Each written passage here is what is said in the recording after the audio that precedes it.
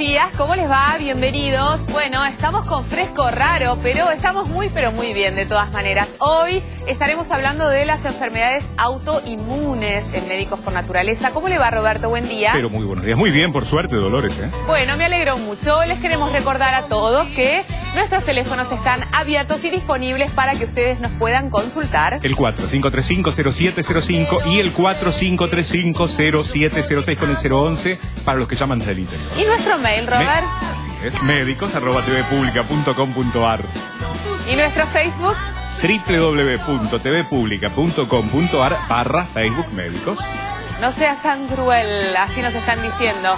Bueno, tenemos información que compartimos. Las pastillas del doctor son informaciones útiles que nos sirven para refrescar algunos conceptos que tienen que ver, obviamente, con nuestra salud. Escuchamos. Información para compartir. Dengue. En la Triple Frontera se conoció un prebrote de dengue que motivó el incremento de casos hemorrágicos en dicha zona, según lo confirmaron autoridades sanitarias. Superbebé es un fenómeno cada vez más frecuente. Días atrás, el nacimiento en Rusia de un bebé que pesó 5 kilos 400 y midió 58 centímetros saltó a las noticias como si se tratara de algo realmente excepcional. Y son tan grandes que ya salen con anteojos de sol, porque la verdad es que las necesidades van cambiando, de verdad, es impresionante. Bueno, esto, más allá de ser algo cómico, realmente preocupa, porque obviamente esto debe tener que ver con las faltas de cuidados correspondientes por parte de la madre y una grave incidencia con la diabetes, porque muchas veces está relacionado, ¿no? Exactamente, ahí está la relación, la clave. Cada vez se ve más frecuentemente el aumento, que si bien era muy poquito de todos los embarazos, un 3-5%, esto va aumentando año a año. Y se debe a la asociación con la obesidad y al sobrepeso materno. ¿Sí? ¿Por qué? Porque las mujeres con obesidad tienen un 80, un 90% de probabilidades de desarrollar diabetes durante el embarazo. Y la diabetes estimula la hipersecreción de una hormona, que es la insulina, en el bebé, que aumenta el tamaño y hace que sean bebés muy pero muy grandes. Como decimos siempre, son bebés grandes, parecen saludables, pero no lo son, porque por dentro son inmaduros. Por eso, entonces, el bebé genera mucha cantidad de insulina para compensar la diabetes que tiene la mamá. Entonces nacen estos super bebés. Lo importante de todo esto es controlar el tema de la epidemia, como decimos siempre, de sobrepeso y obesidad. El control del embarazo es fundamental. El control de la diabetes no da síntomas y puede generar que después estos bebés, cuando nacen, terminen internados inclusive varios meses en neonatología por esta inmadurez, sobre todo del aparato respiratorio. ¿Cómo se les dice a esos bebés? Macrosómicos. No, y viste cuando tienen son gigantes de pie pequeño, algo así, como les dicen internamente. Bueno, no sé, pensé que ustedes tenían algo, nombre, ahora me embarré porque... El nombre técnico es macrosomía. No, bueno, está bien. Vos pensás que yo voy a saber el nombre técnico, doctor Díaz, puede ser, ¿cómo que no? A esta altura, no. Bueno, bienvenida, Vale, que hace unos días no estuvo con nosotros porque tuvo que operarse, así que ya estaba bajo la supervisión médica de todos. Repasemos esto del tema del dengue de la Triple Frontera, que lo venimos diciendo hace varios días, es algo que tenemos que estar muy pero muy atentos. Exactamente, dijimos que sobre todo estamos mostrando campañas incluso de países vecinos porque nuestro objetivo es tratar de evitar que aparezca un brote de dengue. Lo que estuvo ocurriendo es que en la zona Triple Frontera, entre Argentina, Paraguay y Brasil, hubo una especie de amenaza que se podría aumentar los casos de lo que es el dengue hemorrágico. El dengue hemorrágico, recordemos que es un dengue mucho más severo, que habitualmente ocurre en aquellas personas que vuelven a contagiarse del dengue luego de haberlo tenido alguna vez. Claro. Entonces esta segunda vez puede cursar con un dengue hemorrágico. Es una cosa bastante complicada y lo importante es entonces volver a todas las medidas de prevención para que los mosquitos no estén infectados con dengue y a su vez que no haya mosquitos que nos contagien a nosotros. Es la sobreinfección lo que provoca el dengue hemorrágico. Repasar algunas cosas, aunque parezcan tontas. Empiezan a subir la temperatura y los mosquitos aparecen de un instante al otro. No nos dan tiempo a comprar las pastillas, los aparatitos, los espirales, en fin. Hay que estar prevenido porque es un día o una noche la que puede provocar que te pique, y justo con la mala suerte de que sea un mosquito infectado. Tiene que ser en forma sistemática la revisión de los posibles criaderos. Sí. Acordémonos que cualquier lugar que junte agua, sea un portamacetas o sea un florero, hay que cambiar periódicamente el agua para evitar el desarrollo de las larvas y tomar las medidas para combatir los mosquitos, como bien decían, las pastillas, los espirales, los mosquiteros, los tules para los bebés, como decimos siempre, y los repelentes. Y los repelentes. No el limón, limones porque el limón No, puede ser peligroso quemar. para la Sobre piel. todo al sol, sí. Ok. Bueno, hoy hablamos de enfermedades autoinmunes. Obviamente deben haber cantidad de enfermedades autoinmunes. Debemos haber elegido un par de ellas como para saber de qué se tratan, cómo se detectan y fundamentalmente cómo hay que diagnosticarlas. Fuimos a consultar a la doctora María Virginia Paolini, que es infectóloga, y ella primero nos define cuáles son y a qué llamamos enfermedades autoinmunes. Autoinmunes son enfermedades poco frecuentes o poco conocidas, en las cuales lo que está enfermo justamente es el sistema inmune. Normalmente el sistema inmune nos defiende contra los microorganismos, pero en algunas ocasiones se enferma y genera daño en nuestro organismo. Esto se evidencia por la formación de unas proteínas que se llaman anticuerpos, que están dirigidos contra nuestros propios tejidos. La causa es desconocida de estas enfermedades, hay muchas hipótesis planteadas, entre las cuales está la predisposición familiar. Si bien no es una enfermedad genética que se transmite de generación en generación, hay una predisposición en las familias a padecer ciertos tipos de enfermedades autoinmunes y tiene muchas otras causas, entre las que están los agentes agresores del ambiente, como pueden ser algunas infecciones y factores hormonales. Estas enfermedades generalmente se ven más en las mujeres, ese predominio del sexo femenino, y hay una gran variedad de enfermedades, se pueden clasificar de acuerdo a cómo, digamos, afecten al organismo.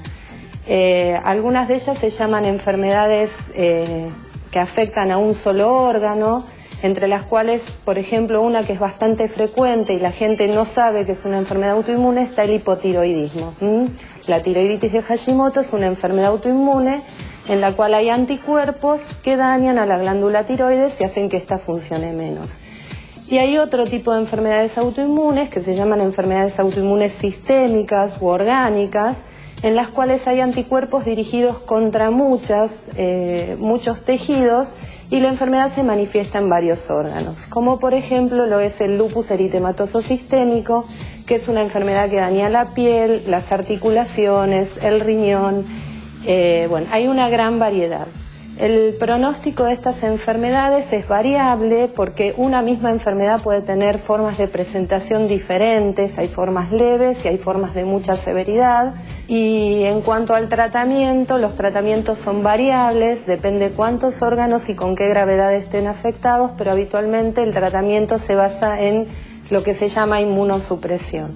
Sí, que es detener esta actividad exagerada que tiene el sistema inmune. ¿Sí? Esto se hace con varias medicaciones, entre las cuales están los glucocorticoides, los inmunosupresores y algunos otros tratamientos más nuevos y digamos que prometen mucho, que son las terapias biológicas, que son anticuerpos dirigidos contra algún componente que sea fundamental en el desarrollo de la enfermedad.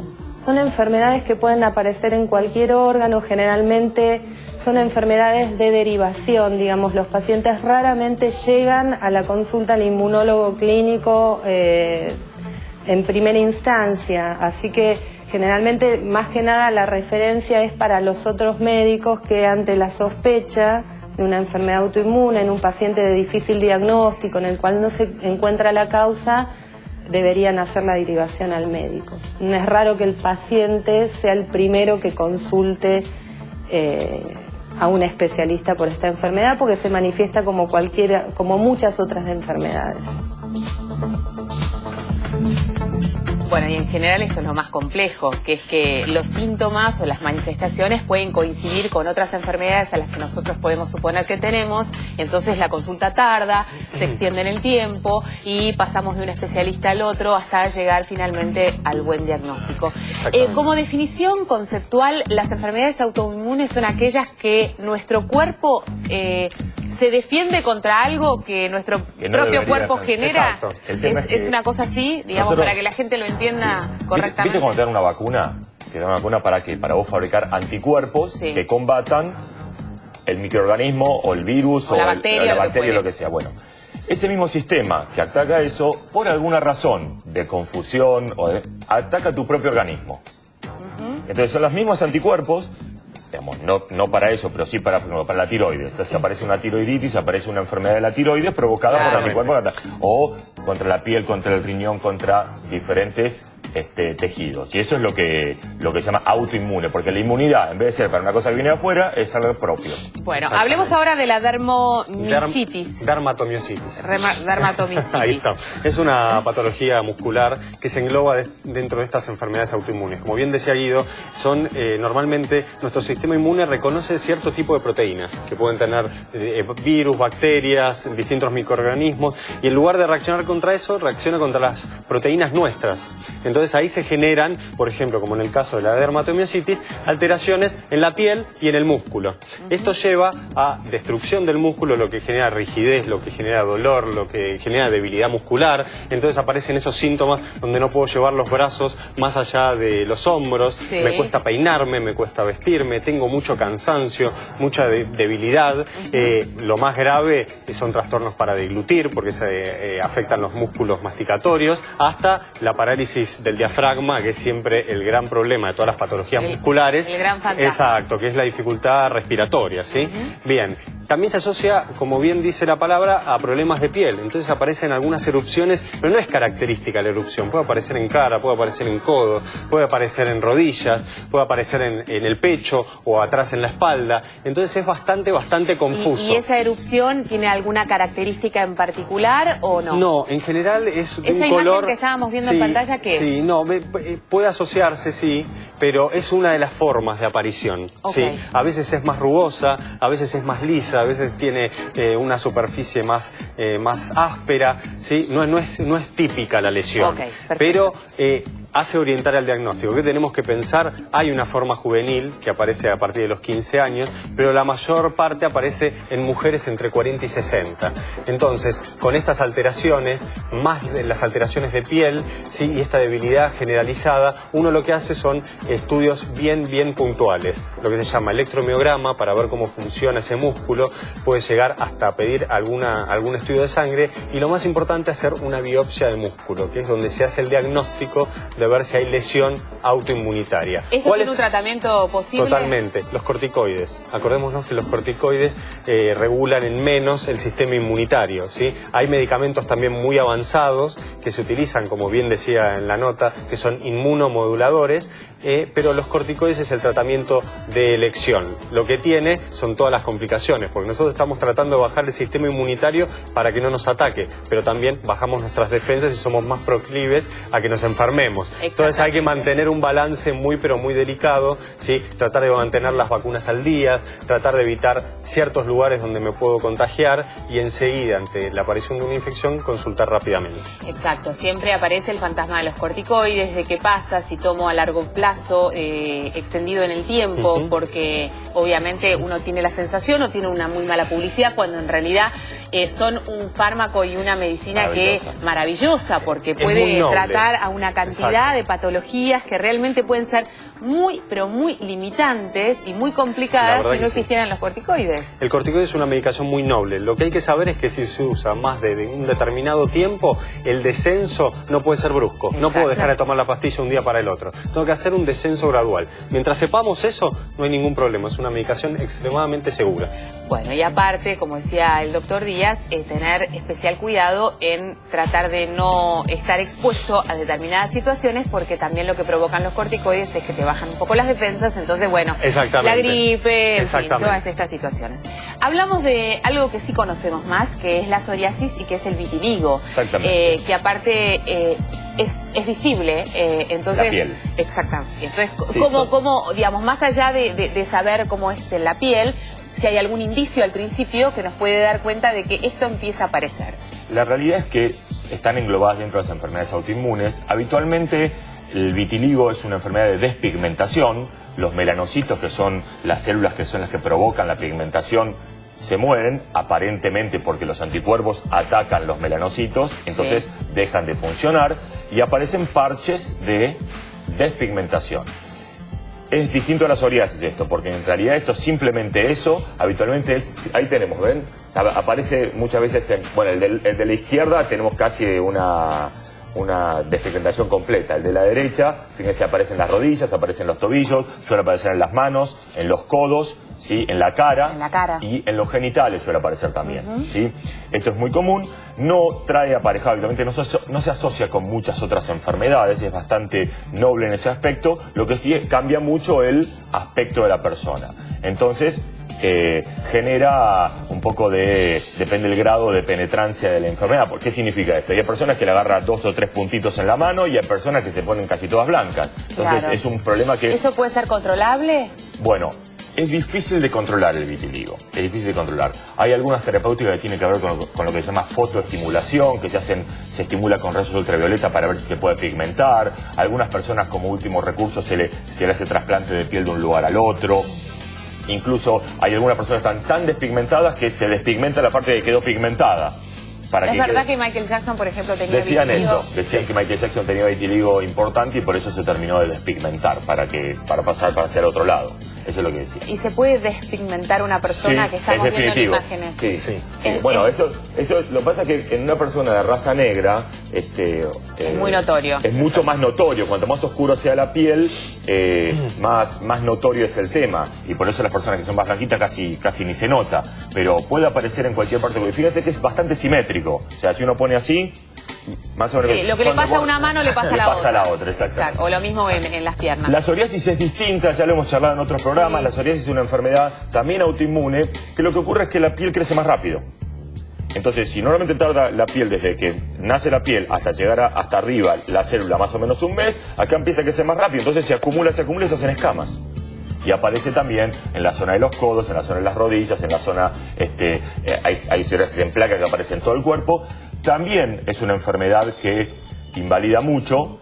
Hay bastantes más tratamientos para la psoriasis. Sí, y es más invalidante, me da la sensación. Y es más invalidante porque tiene otros trastornos. Tiene otros trastornos vinculados a lo que es la sintomatología. De todas maneras, fíjense que la mayoría de los trastornos autoinmunes que charlemos y que hablemos van a tener un tratamiento similar, que son todos los medicamentos que hacen que el sistema inmunitario funcione menos, para que esos anticuerpos no aparezcan y que esos síntomas estén controlados. Conceptualmente, pensando por ejemplo en el vitiligo, no en la psoriasis, que como decíamos tiene síntomas que pueden afectar enormemente a la persona. Sí.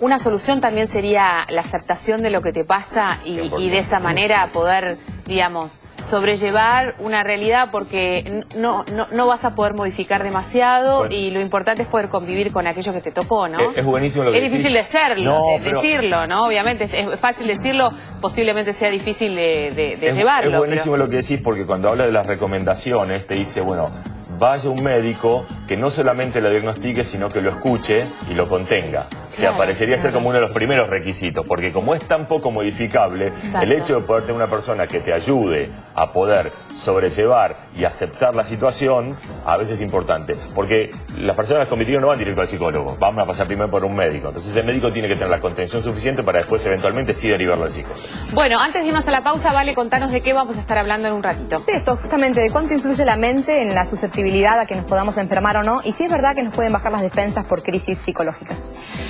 Un temita, interesante. Bueno, quédense, hacemos una pequeña pausa. Roberto, ¿cuáles son nuestros teléfonos? 4535-0705, 4535-0706 con el 011 para los que llaman desde el interior. Bueno, un minutito, ya volvemos, no se vayan.